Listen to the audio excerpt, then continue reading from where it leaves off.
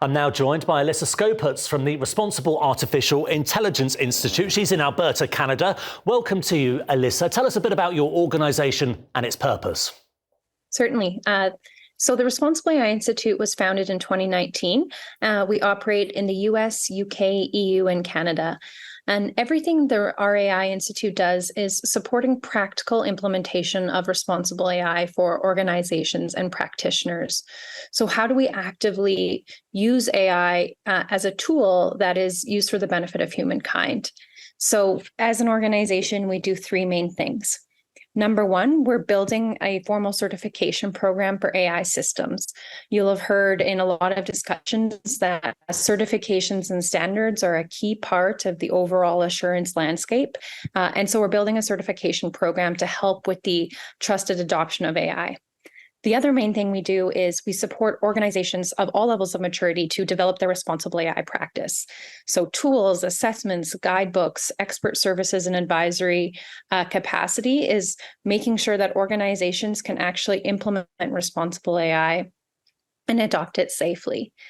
And finally, we sit at the intersection of civil society, academia, industry, and policymakers.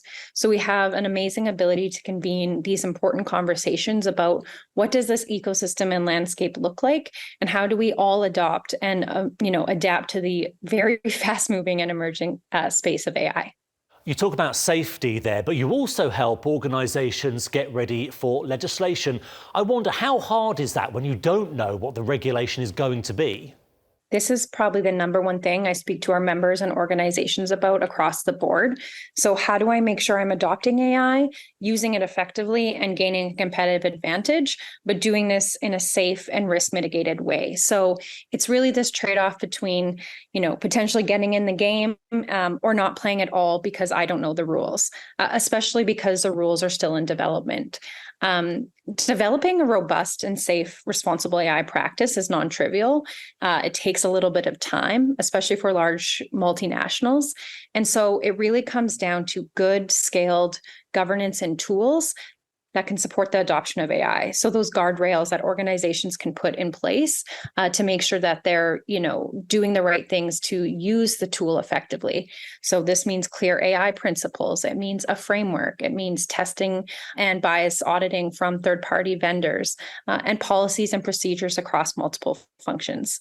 I like to draw the analogy of using AI as a tool, like using a car as a tool.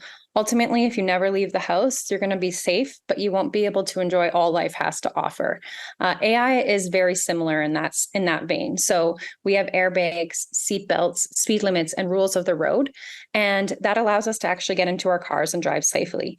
AI is very similar in this way. If we put the right guardrails in place and the right safety implements in place, we'll be able to actually leverage and harness the opportunity of this technology without actually the concerns of all the risks. You talked about safety there. You also help organisations prepare for legislation. But I wonder, how hard is that when you don't know what the regulation is going to be? I'm certainly not going to trivialize the complexity of the regulatory landscape right now. Obviously, a lot of this is still emerging and evolving, especially as the speed of change is tough to keep up with for regulators. So we saw a lot of this when generative AI hit the scene.